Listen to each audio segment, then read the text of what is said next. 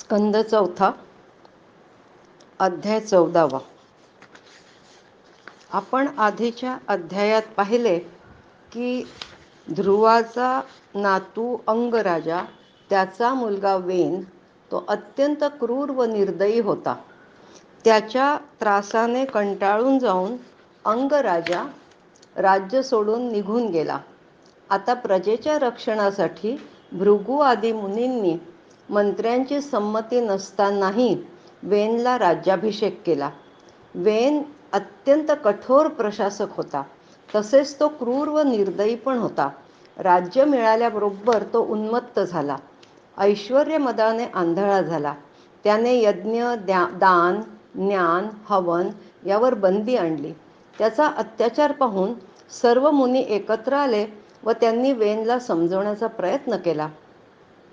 ते त्याला सांगू लागले, अरे, भगवान श्रीहरी सर्व लोकपाल आणि यज्ञांचे नियामक आहेत. ते वेदत्रयी रूप, द्रव्यरूप आणि स्वरूप आहेत. म्हणून आपले जे देशवासी आपल्या उन्नतीसाठी अनेक प्रकारच्या यज्ञांनी भगवंतांचे यजन करतात, त्यांना आपण अनुकूलच राहिले पाहिजे. आपण त्यांचा द्वेष करणे योग्य नाही, तरच आपल्याला मनोवांछित फळे मिळतील. पण वेनने त्यांचे बोलणे अजिबात जुमानले नाही, उलट त्यांचा अपमानच केला. शेवटी मुनींनी त्याला शापाने मारण्याचे ठरविले, कारण त्यांना खात्री पटली होती की हा दुराचारी राजा राजसिंहासनावर बसण्यासाठी कोणत्याही प्रकारे योग्य नाही. जो साक्षात यज्ञपती श्री विष्णूंची निंदा करू शकतो, त्याला जिवंत राहण्याचा अधिकारच नाही.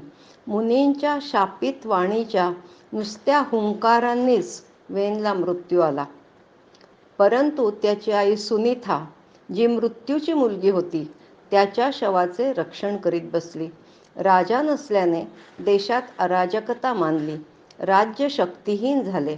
म्हणून ऋषींनी विचार केला की मूळ अंगराजाचा वंश नष्ट होता कामा नये, कारण त्याच वंशात अनेक अमोघ शक्ती व भगवान पारायण राजे होऊन गेले. प्रथम त्यांनी मृतवेनाच्या मांडीचे घर्षण करून पुत्र कामना केली. तेव्हा एक काळ्या रंगाचा बुटका व कुरूप पुरुष उत्पन्न झाला. त्याने अत्यंत नम्रपणे व दीनतेने ऋषींना नमन करून त्याचे कार्य विचारले. तेव्हा ऋषी म्हणाले, निषिद्ध. निषिद्ध म्हणजे बस, म्हणून त्याला निषाद हे नाव पडले. त्यानंतर त्यांनी वेनच्या बाहूंचे मंथन केले. तेव्हा त्यातून भगवान विष्णूंच्या विश्वपालक कलेपासून पृथु व लक्ष्मीचा अवतार असलेली अर्ची निर्माण झाली. हरिओम.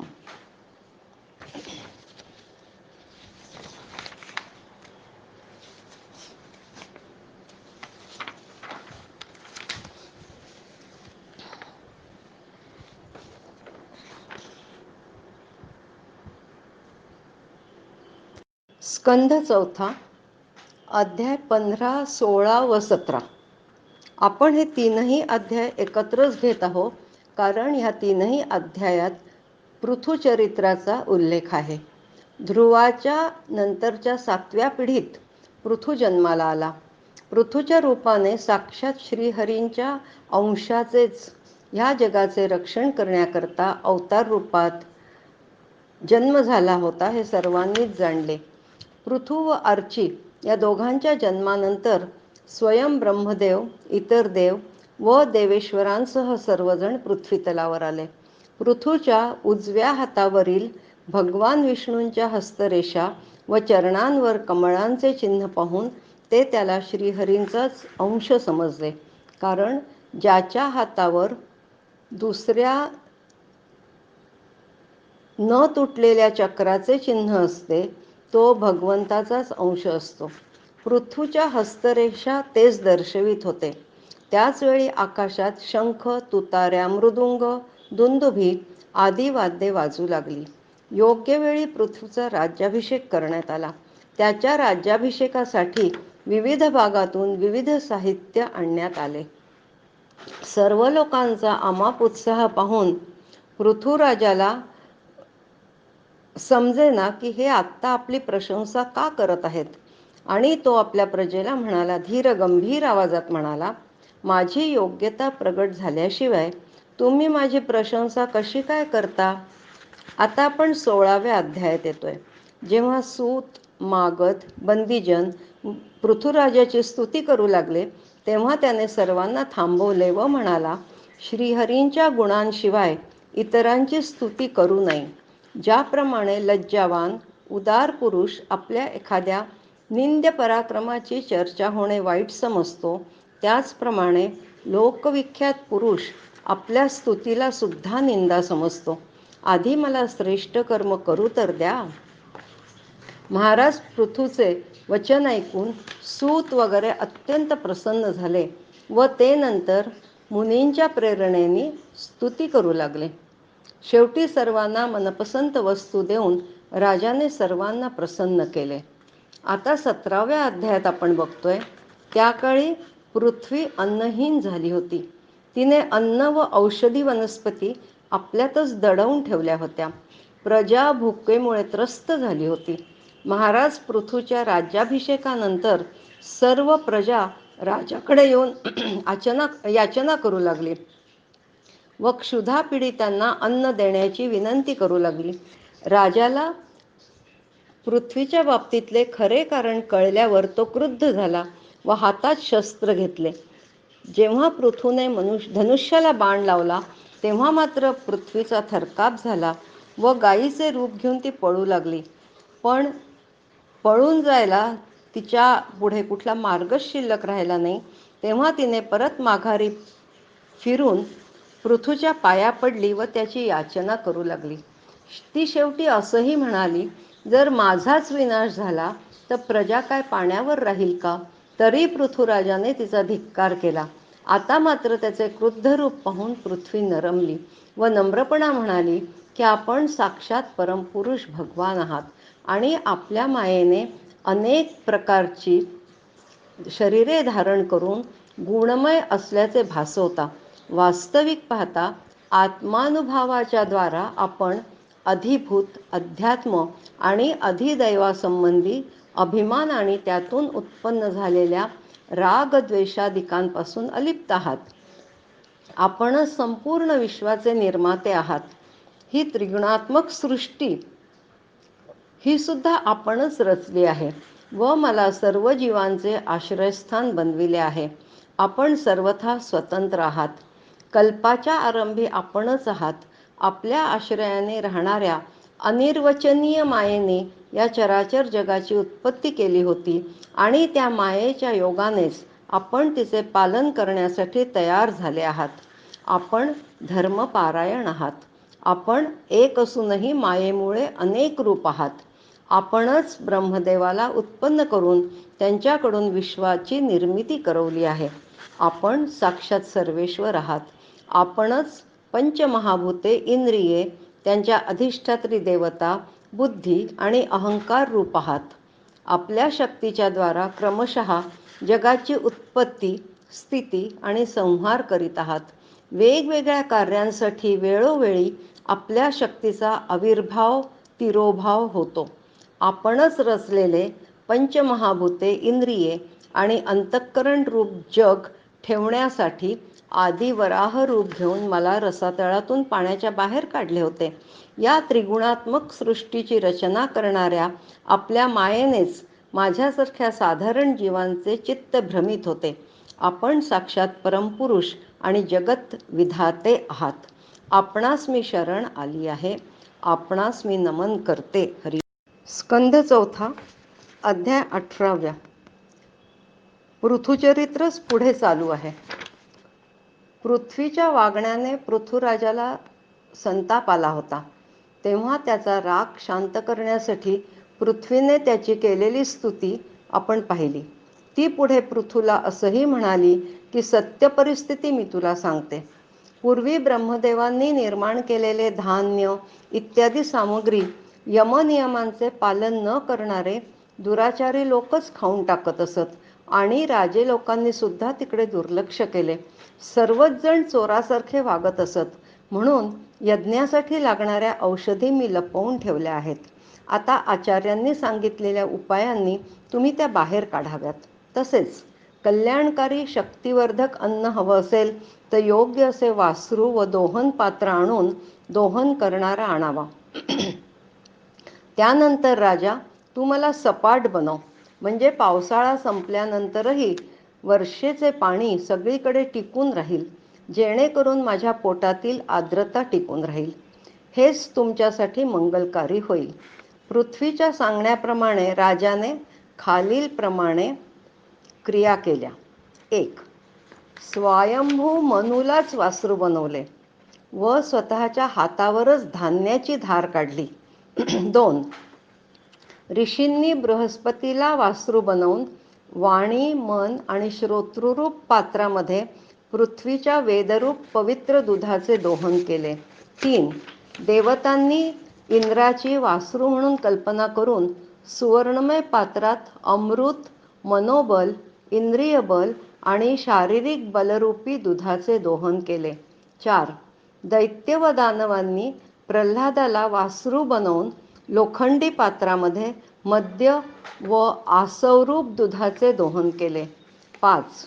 अप्सरा व गंधर्वांनी विश्वावसूला वासरू बनवून कमलरूप पात्रामध्ये संगीत माधुर्य आणि सौंदर्यरूप दुधाचे दोहन केले. 6. किमपुरुष इत्यादी मायावी योनींनी मयदानव याला वासरू बनवून अंतर्धान पावणे, विचित्र रूप धारण करणे इत्यादी संकल्परूप मायेचे दूध रूपाने दोहन केले. अशाच प्रकारे यक्ष, राक्षस, भूत, पिशाचादी मांसाहार करणाऱ्यांनी भूतनाथ रुद्राला वासरू बनवून कपालरूप पात्रामध्ये रक्तरूप दुधाचे दोहन केले.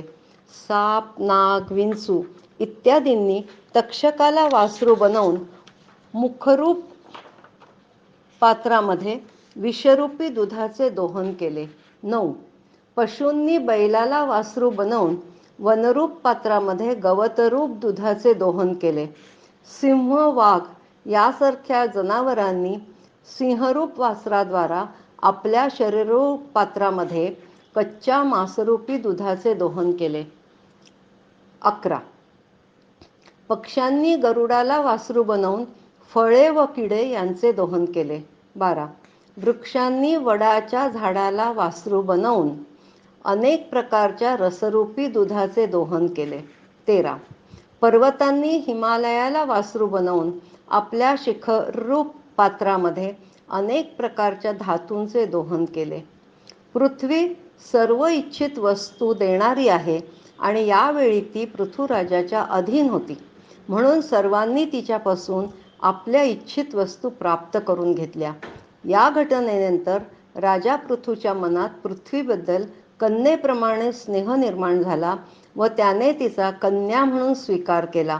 नंतर पृथूने पृथ्वी सपाट केली व प्रजेसाठी यथायोग्य निवासस्थानांचे विभाग वर्णन केले. हरि ओम.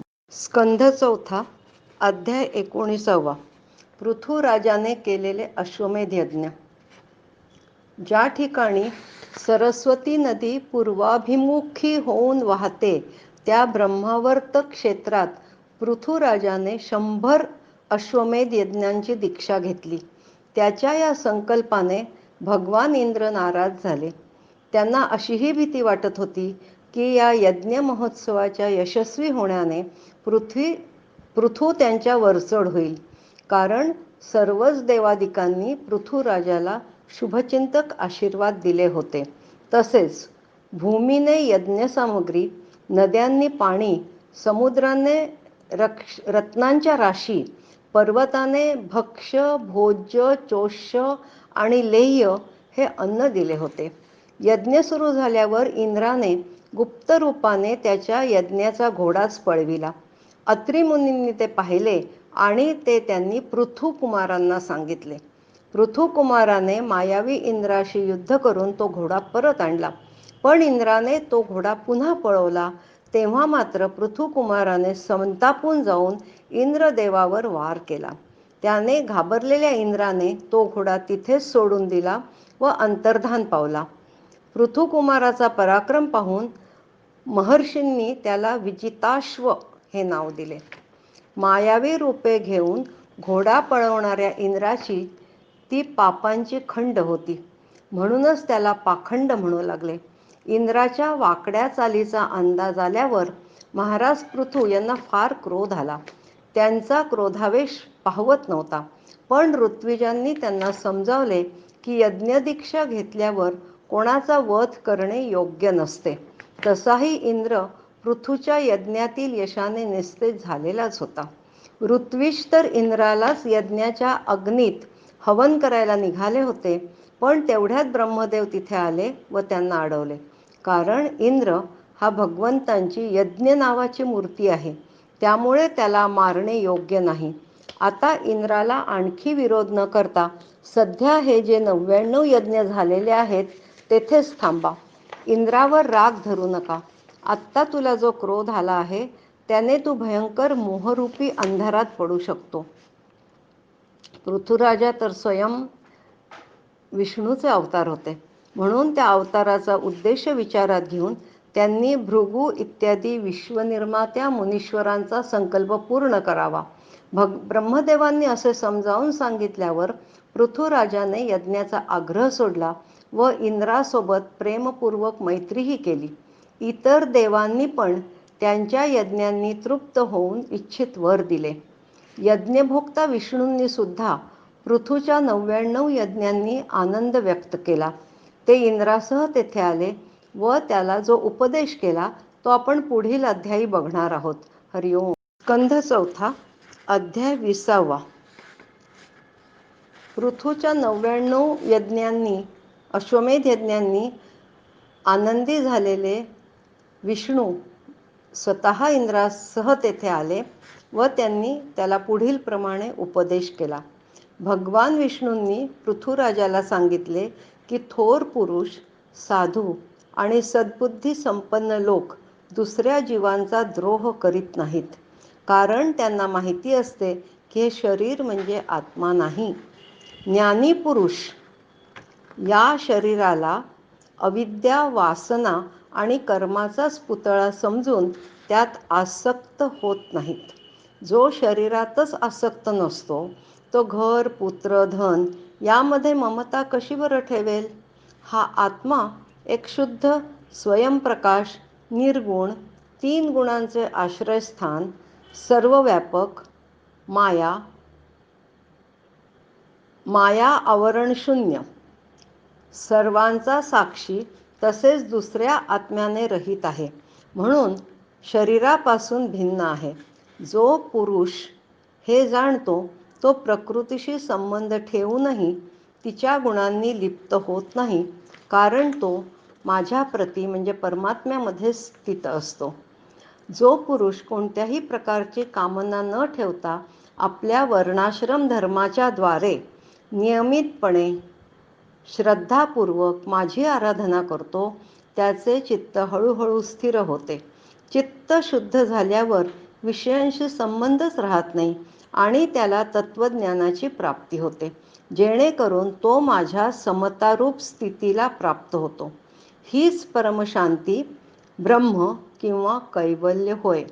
ही आपण पाहिलं जे विष्णूंनी आता उपदेश केला, हीच खरं म्हणजे कैवल्याची व्याख्या आहे. शरीर, ज्ञान, क्रिया आणि मनाचा साक्षी असून सुद्धा कुटस्थ आत्मा त्यामध्ये गुंतत नाही, तो तटस्थपणे असतो. हे जे जाणतो तो मोक्षपदाची प्राप्ती करून घेतो.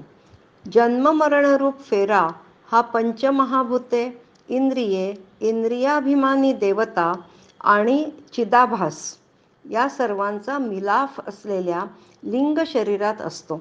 सर्वसाक्षी आत्म्याशी याचा काहीही संबंध नसतो.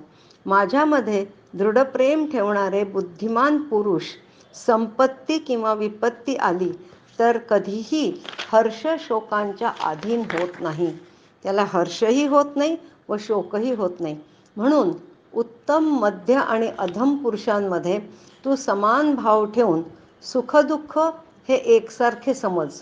तसेच मन आणि इंद्रिय यांच्यावर विजय मिळवून माझ्या इच्छेनेच तुला जोडले गेलेल्यांच्या सहाय्याने म्हणजे तुझे मंत्री, सेवक इत्यादी लोकांचे रक्षण कर.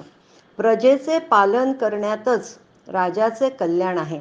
त्यामुळे त्याला परलोकात प्रजेच्या पुण्याचा 6वा भाग पुण्य मिळते. पण जो हे करत नाही त्याचे पूर्ण पुण्य प्रजा हिरावून घेते आणि त्याच्या बदल्यात त्याला प्रजेच्या रूपात पापात सहभागी व्हावे लागते. हे राजा, तू श्रेष्ठ ब्राह्मणांना संमत असलेल्या आणि पूर्व परंपरेने प्राप्त झालेल्या धर्माचेच आचरण करावे आणि कोठेही आसक्त न होता या पृथ्वीचे न्यायाने पालन करीत राहावे. त्यामुळेच सर्व प्रजा तुझ्यावर प्रेम करील व थोड्याच दिवसात तुला घर बसल्या सनकादिकांचे सिद्धांचे दर्शन होईल. तू तुझ्या गुणांनी आणि स्वभावाने मला वश करून घेतले आहेसच, पण तुझी जी इच्छा असेल तो वर तू माझ्याकडनं मागून घे. ज्यांच्या चित्तात समता आहे त्यांच्या हृदयात मी राहतो. निव्वळ यज्ञ, तप किंवा योगाच्या द्वारे माझी सुलभतेने प्राप्ती होत नाही. जगद्विजयी पृथूने श्रीहरींची आज्ञा शिरोधार्य मानली व त्यांचे पूजन केले. पण त्याचे मन हरिभक्तीने इतके भरून गेले होते की त्याला डोळ्यासमोर असलेल्या श्रीहरींचे नीट दर्शनही होत नव्हते. भगवंतांचे पण पाय तिथून जायला निघत नव्हते. वास्तविक देवांच्या चरणांचा स्पर्श जमिनीला होत नाही, पण भक्तप्रेमात तल्लीन झाल्यामुळे त्यांना पण ह्याचे भान राहिले नाही व त्यांच्या चरणांचा स्पर्श पृथ्वीला झाला होता. शेवटी पृथू भानावर आला आणि श्रीहरींची स्तुती करू लागला. तो म्हणाला, आपल्याकडून मला जो उपदेश मिळाला आहे त्याने जो आनंद दिला आहे त्यामुळे मला मोक्षपदाचीही अपेक्षा नाही. मला तुमच्या तत्वाचे जे विस्मरण झाले होते ते तत्वज्ञान पुन्हा सांगून त्याची जाणीव आपण मला करून दिली. आता मला दुसरा कोणताही वर नको. मी श्री लक्ष्मीदेवींप्रमाणेच सदैव तुमची सेवा करू इच्छितो. आपल्या चरणांचे निरंतर चिंतन करणे याखेरीज सत्पुरुषांचे अन्य कोणतेही प्रयोजन असूच शकत नाही. आपल्या मायेमुळेच मनुष्य आपल्या वास्तविक स्वरूपापासून विन्मुख होऊन अज्ञानवश स्त्री पुत्रादिकांची इच्छा करतो. हे सर्व ऐकल्यानंतर भगवान विष्णूंनी त्याला आशीर्वाद दिला व म्हणाले, तुझे चित्त माझ्या ठिकाणी जडले आहेच. ही तुझी भक्ती अशीच राहो, तरच ही संसाररूपी व मायारूपी समुद्र पार करून जाणे तुला कठीण होणार नाही. जो मनुष्य माझ्या आज्ञेचे पालन करतो त्याचे सर्व ठिकाणी कल्याण होते. एवढे बोलून भगवान आपल्या धामाकडे परत गेले. हरिओम. स्कंध 4, अध्याय 21. इथे पुन्हा पृथू चरित्रच पुढे चालू आहे. पण पृथुराजाची पुढची वाटचाल बघण्याआधी आपण त्याच्या शरीरयष्टीचे पण वर्णन पाहूया. उंच शरीरयष्टी, पुष्ट बाहू, गोरा रंग, कमळाप्रमाणे अरुणवर्णाचे डोळे, तरतरीत नाक, मनोहर मुख, सौम्य स्वरूप, उंच खांदे व हास्ययुक्त सुंदर दंतपंक्ती असे त्याचे मुखकमल होते. त्याची छाती रुंद होती तर कमरेचा पाठीमागील भाग पुष्ट व पिंपळाच्या पानाप्रमाणे सुडौल होता. पोटावरील वळ्यांमुळे ते अधिकच सुंदर दिसत होता. भोवऱ्याप्रमाणे त्याची नाभी गंभीर होती तर शरीर तेजस्वी होते. जांघा सोन्याप्रमाणे देदीप्यमान होत्या तर पायांची ठेवण उभार होती. मस्तकावरील बारीक कुरळे काळेभोर व सुंदर केस चेहऱ्याला उठाव आणत होते, तर शंखाप्रमाणे चढउतार असणारी वळ्यायुक्त अशी त्याची मान सुंदर होती. त्याने भरजरी वस्त्र व शेला परिधान केला होता. 99 अश्वमेध यज्ञ केल्यावर पृथुराजा आपल्या राजधानीकडे जाऊ लागला. नगर प्रवेश करताना त्याला दिसले की नगर मोत्यांचे हार, फुलांच्या माळ्या, धूप इत्यादींनी सुशोभित झालेले होते. सगळीकडे सुगंधित पाणी शिंपडले होते. सुंदर कन्यांनी मांगलिक सामग्री घेऊन पृथुराजाचे स्वागत केले. शंखदुंदुभीच्या नादात ऋत्विज वेदघोष करू लागले.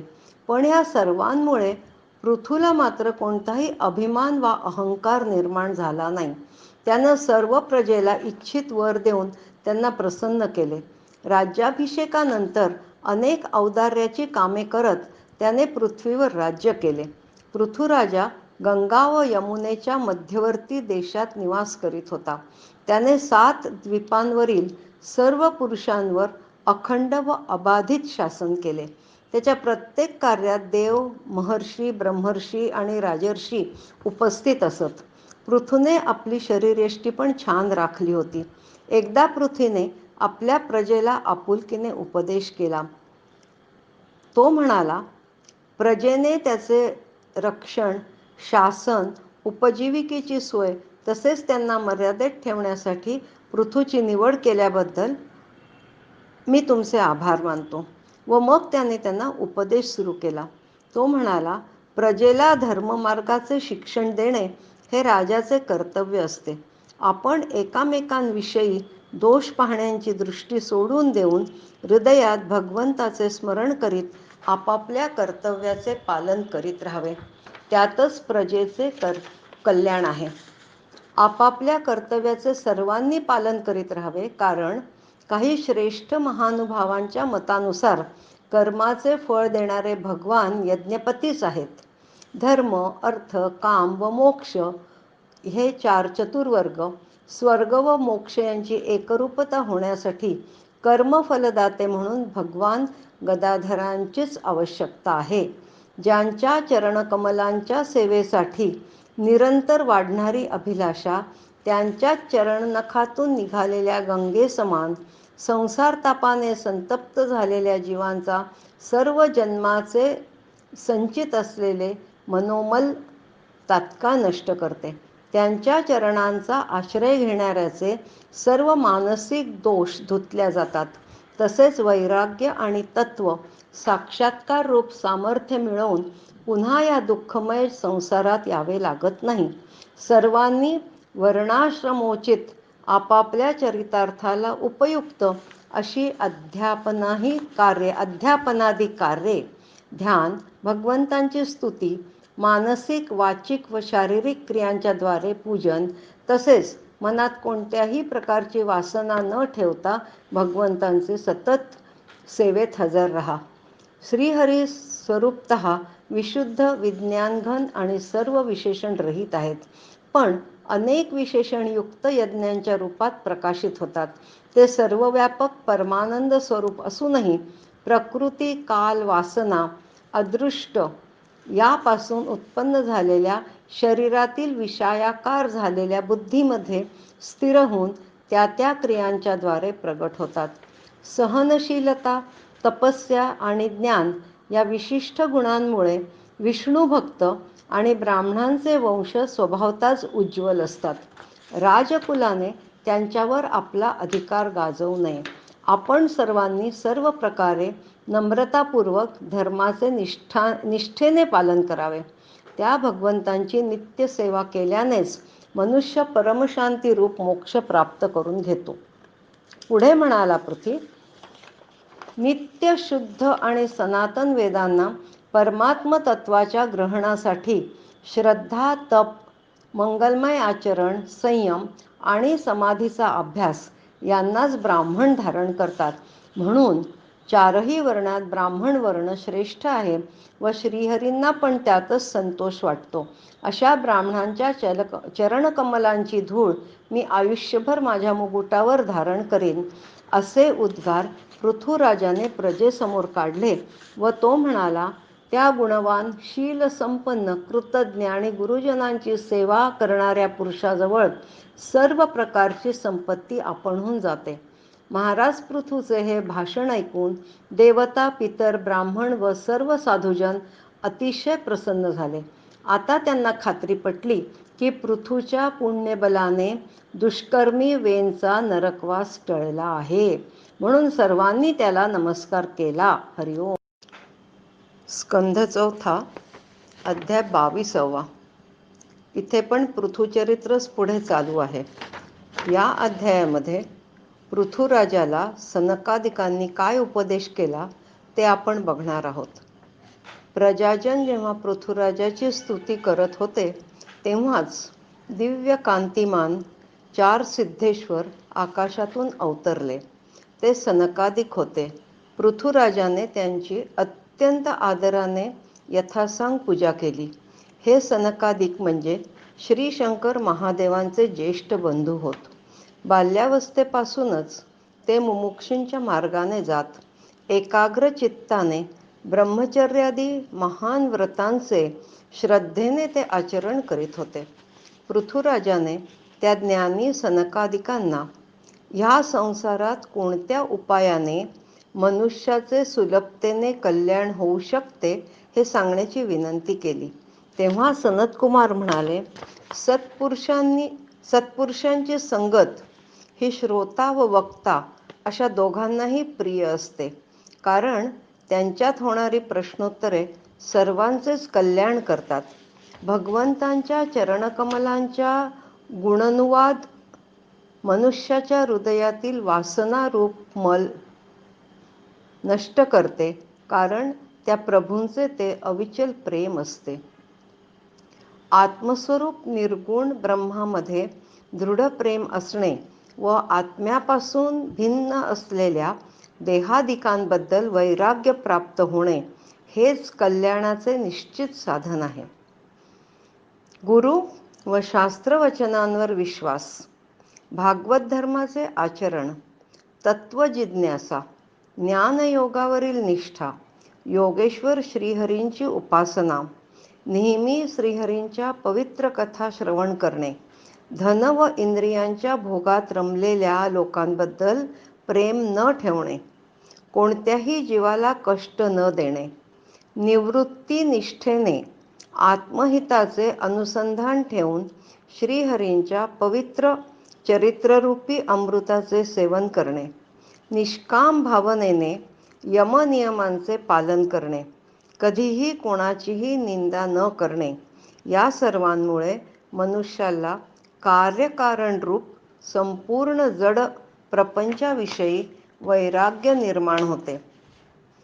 परब्रह्मामध्ये आत्यंतिक प्रेम निर्माण होऊन मनुष्य सद्गुणांना शरण जातो. नंतर ज्ञान आणि वैराग्याच्या प्रबळ वेगामुळे वासनाशून्य झालेल्या आपल्या लिंग शरीराला तो जाळतो. लिंग देहाचा नाश झाल्यावर तो मितूपणातून मुक्त होतो. धन आणि इंद्रियांच्या विषयांचे चिंतन करणे हेच मनुष्याच्या सर्व प्रकारच्या पुरुषार्थाचा नाश करणारे आहे. धर्म, अर्थ, काम व मोक्ष या सगळ्यात मोक्ष हा पुरुषार्थ सर्वश्रेष्ठ मानला गेला आहे. जो मनुष्य देह, इंद्रिय, प्राण, बुद्धी व अहंकाराने वेढलेल्या सर्व जीवांचा नियामक तो एक भगवंतच आहे अशी श्रद्धा ठेवतो, त्यालाच मोक्षप्राप्ती होते. म्हणून सर्वांचा आश्रय असणाऱ्या वासुदेवाचे तू सतत स्मरण कर, म्हणजे हा संसार रूपी सागर तू सहज पार करून जाऊ शकशील. नंतर पृथुराजाचे आतिथ्य स्वीकारल्यावर सनकादिक पुन्हा आकाशमार्गाने निघून गेले. पृथुराजाने सनकादिकांपासून आत्मज्ञान प्राप्त करून घेऊन चित्ताच्या एकाग्रतेने आत्म्यामध्ये स्थिर राहून स्वतः कृतकृत्य झाल्याचा अनुभव घेतला. केवळ ब्रह्मार्पण बुद्धीने वेळ, स्थान, शक्ती, न्याय आणि धन यानुसार सर्व कर्मे करीत राहिला व नंतर कर्मांचे फळ परमात्म्याला अर्पण करून आत्म्याला साक्षी आणि प्रकृतीहून निराळा मानून सर्वतः अलिप्त राहिला. अहंकार शून्य असल्याने तो इंद्रियांच्या विषयातही आसक्त झाला नाही. पृथुराजा प्रजेचे कररूपाने आलेले धन प्रजेच्या हितासाठीच खर्च करीत असे. दिवसेंदिवस पृथुराजाचे तेज अग्नीप्रमाणे असह्य, इंद्राप्रमाणे अजिंक्य, पृथ्वीप्रमाणे क्षमाशील व स्वर्गाप्रमाणे मनुष्यांच्या सर्व इच्छा पूर्ण करणारे होत होते. त्याप्रमाणे त्याचा स्वभाव मेघाप्रमाणे प्रजाजनांना तृप्त करणारा, समुद्राप्रमाणे गंभीर व पर्वतराज सुमेरूप्रमाणे धैर्यवान होता. तो वायूप्रमाणे असह्य, तर तेजाच्या बाबतीमध्ये भगवान शंकरांप्रमाणे होता. सौंदर्याच्या बाबतीत तो कामदेवाप्रमाणे, उत्साहाच्या बाबतीत सिंहाप्रमाणे, वात्सल्यमयतेच्या बाबतीमध्ये मनुप्रमाणे, तर ब्रह्मदेवाप्रमाणे मनुष्यावर कुशलतेने अधिपत्य करणारा होता. ब्रह्मविचारात बृहस्पतीप्रमाणे व इंद्रिय जयामध्ये तो साक्षात श्रीहरींच्या प्रमाणेच होता. असा पृथुराजा सर्वच गुणात अजोड होता. हरिओम. स्कंध 4, अध्याय 23. पृथुचरित्रच अजून चालू आहे. या अध्यायात आपण पृथूची तपश्चर्या व परलोक गमन हे बघणार आहोत. कालांतराने पृथुराजाला वृद्धत्व जाणवू लागले. राजा व पिता म्हणून त्याने सर्व कर्तव्यही पार पाडली होती. पृथुराजाला पत्नी अर्चीपासून विजिताश्व, धूम्रकेश, हर्यक्ष, द्रविण आणि वृक असे 5 अनुरूप पुत्र झाले होते. यानंतर आपण आता मोक्षासाठी प्रयत्न करण्याची वेळ आली आहे याची पृथुराजाला जाणीव झाली. म्हणून त्याने आपल्या राज्याचा पूर्ण भार आपल्या मुलांवर सोपवून पत्नीसह तो तपोवनात गेला. तेथे गेल्यावर वानप्रस्थ आश्रमाच्या नियमानुसार कठोर तपस्येला लागला. प्रथम काही दिवस त्याने कंदमुळे खाऊन काढले. नंतर काही आठवडे फक्त पाण्यावरच राहिला. त्यानंतर केवळ वायूवर निर्वाह करू लागला. नंतर उन्हाळ्यात पंचाग्नीचे सेवन करीत, पावसाळ्यात मोकळ्या मैदानावर राहून शरीरभर पाऊस घेत व हिवाळ्यात गळ्या इतक्या पाण्यात तो उभे राहत होता. अशा रीतीने त्याने शीत, उष्ण इत्यादी सर्व प्रकारची द्वंद्वे सहन केली. त्याशिवाय तो रोज मातीच्या जमिनीवर झोपायचा. वाणी व मनाचा संयम करीत, ब्रह्मचर्याचे पालन करीत, प्राण आपल्या स्वाधीन करून त्यांनी घेतले. अशा प्रकारे क्रमशः तपाचे सामर्थ्य वाढवत जाऊन त्या प्रभावाने कर्ममल नाहीसा झाल्याने त्याचे चित्त पूर्णपणे शुद्ध झाले. प्राणायामाने मन व इंद्रिय ताब्यात आल्याने त्याचे वासनारहित बंधनसुद्धा तुटले व तो श्रीकृष्णांची आराधना व तप करण्यासाठी सज्ज झाला. या भगवंतांच्या उपासनेने अंतःकरण शुद्ध व सात्विक झाल्यानंतर निरंतर भगवत चिंतनाच्या प्रभावाने प्राप्त झालेल्या अन्य भक्तीमुळे त्याला वैराग्ययुक्त ज्ञान प्राप्त झाले व त्या तीव्र ज्ञानाच्या द्वारे त्याने जीवाचे उपाधिभूत असलेले 5ही कोश नष्ट केले. देहात्मबुद्धीची निवृत्ती आणि परमात्मस्वरूप श्रीकृष्णांची अनुभूती झाल्यामुळे अन्य सर्व सिद्धींपासूनही तो उदासीन झाला. यानंतर जेव्हा त्याचा अंतकाल जवळ आला तेव्हा त्याने आपले चित्त दृढतापूर्वक परमात्म्यामध्ये स्थिर केले व तो ब्रह्मभावात स्थिर राहिला. आणि वेळ आल्यावर त्याने प्रथम टाचेने गुदद्वार दाबून धरून प्राणवायूला हळूहळू मूलाधारेतून वर आणीत त्याला क्रमशः नाभी, हृदय, वक्षस्थळ व कंठ या चक्रांमधून वर नेत सहस्राकार चक्रात स्थिर केले. नंतर आता त्याला अजून वरच्या बाजूला नेत ब्रह्मरंध्रामध्ये स्थिर केले.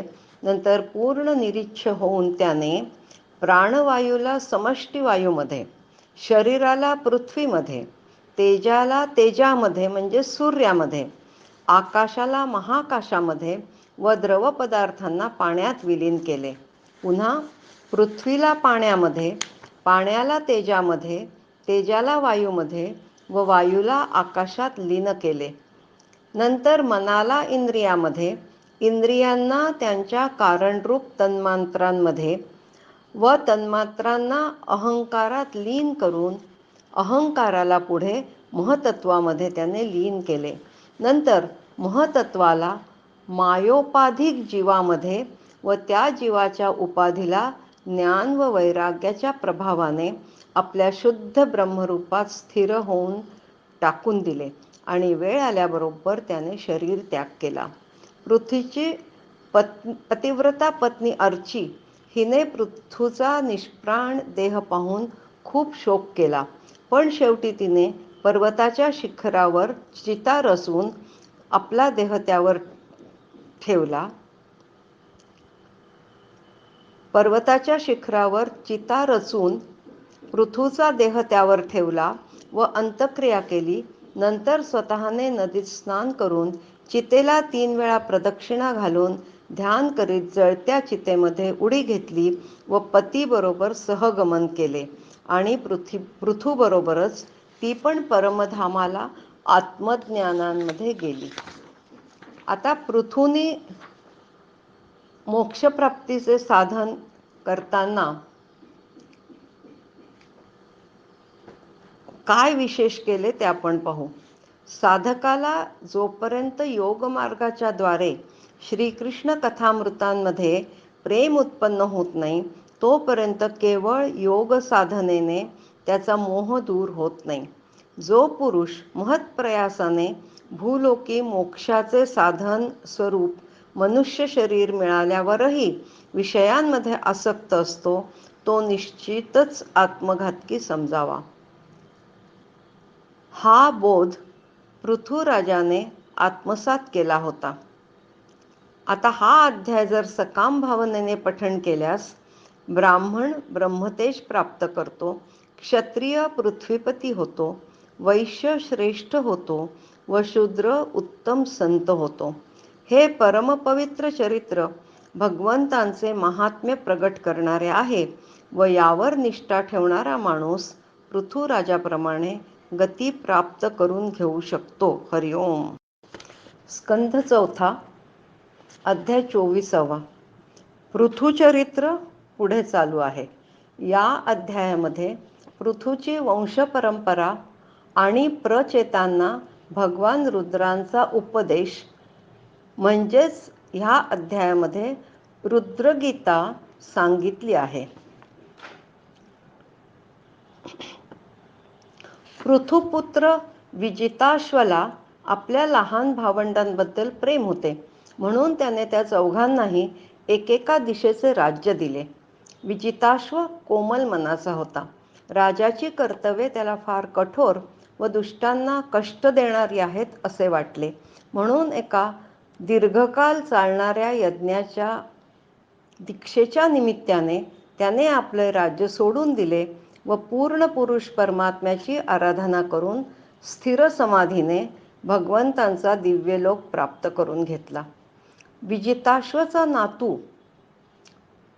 हविर्धानचा पुत्र बहिर्षद यज्ञादी कर्मकांड व योगाभ्यासात प्रवीण होता व त्याने प्रजापतीचा अधिकार प्राप्त करून घेतला होता.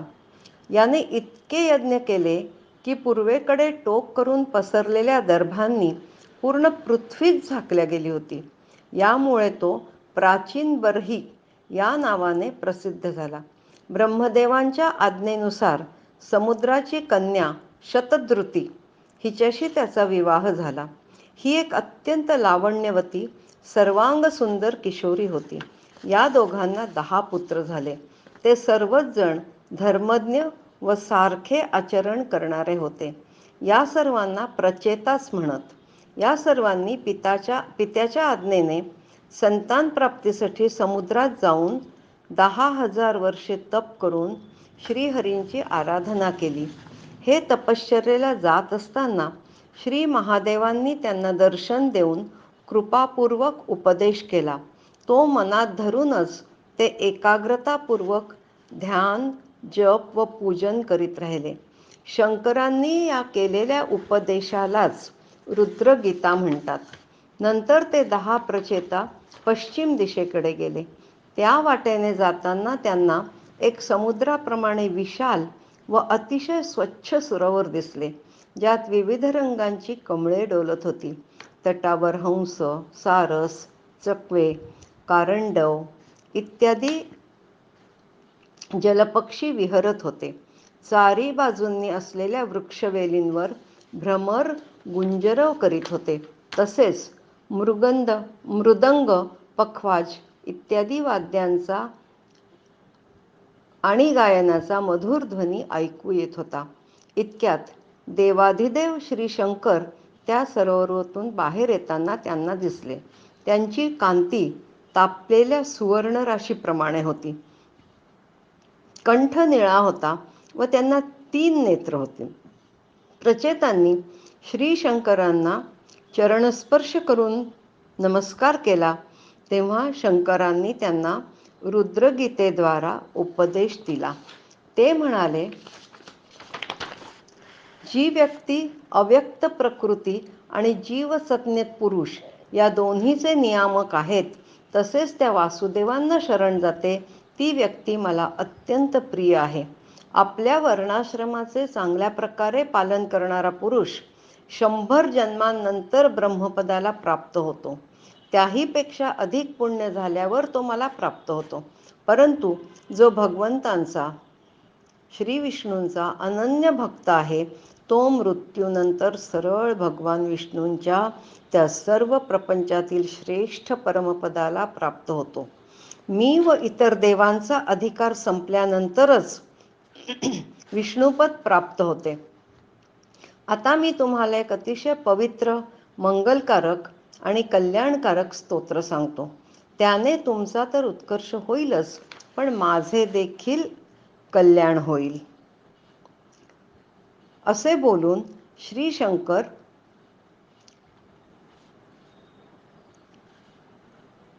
रुद्रगीतेबद्दल सांगू लागले.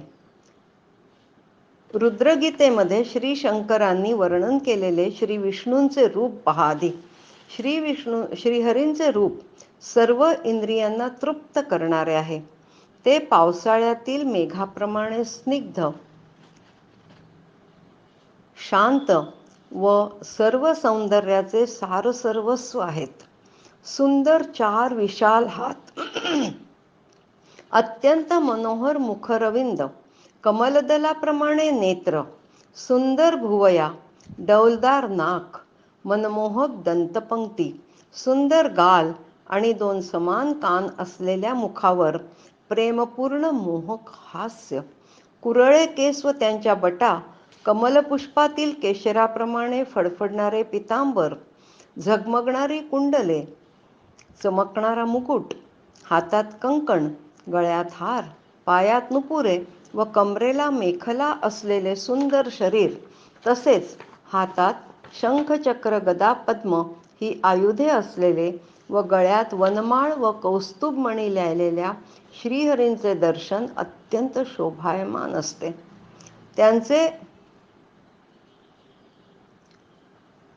त्रिवलीने सुशोभित, पिंपळाच्या पानाप्रमाणे सुडोल असलेल्या पोटावरील नाभी भोवऱ्याप्रमाणे गोल व इतकी खोलवर आहे की जणू त्यात सारे विश्व सामावून जाईल. समान व सुंदर पाय, पिंढऱ्या, जांघा व घोट्यांमुळे त्यांचे शरीर अत्यंत सुडोल दिसते. वक्षस्थळावर श्रीवत्साच्या चिन्हरूपाने माता लक्ष्मी विराजमान असलेले श्रीहरी अत्यंत शोभून दिसतात. अशा भगवंतांना श्री शंकरांनी त्रिवार नमन केले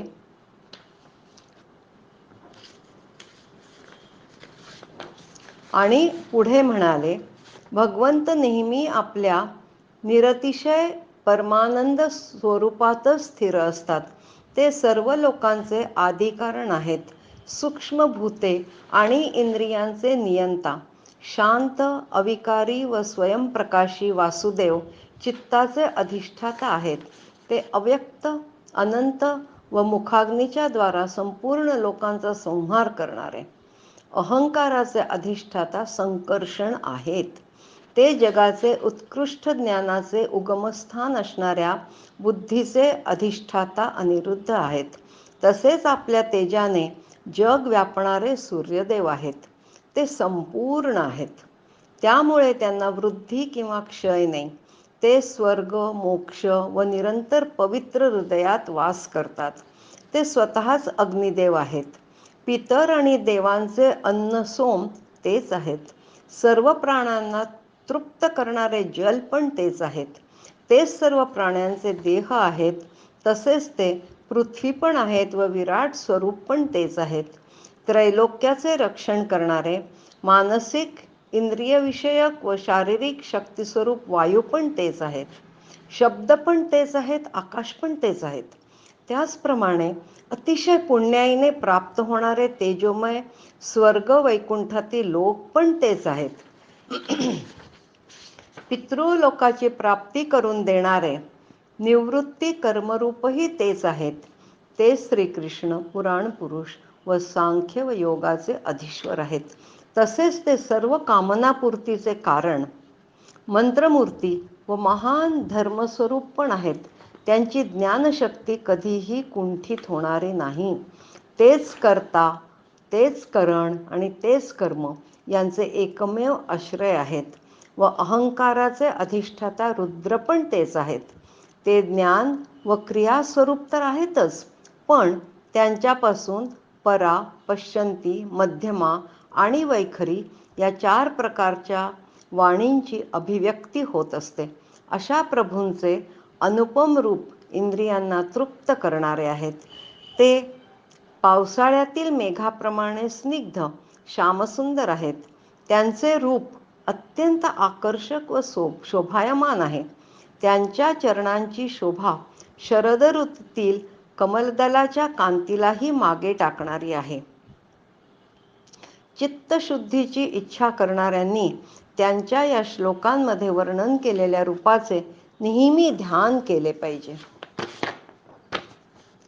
तेच स्वधर्माचे पालन करणाऱ्या पुरुषांना अभय देणारे आहेत. भक्तिमान लोक तर त्यांना प्राप्त करू घेऊ शकतातच, पण आत्मज्ञानांनाही तेच गती देतात. काळसुद्धा त्यांना शरण गेलेल्या प्राणांना धक्का पण लावू शकत नाही.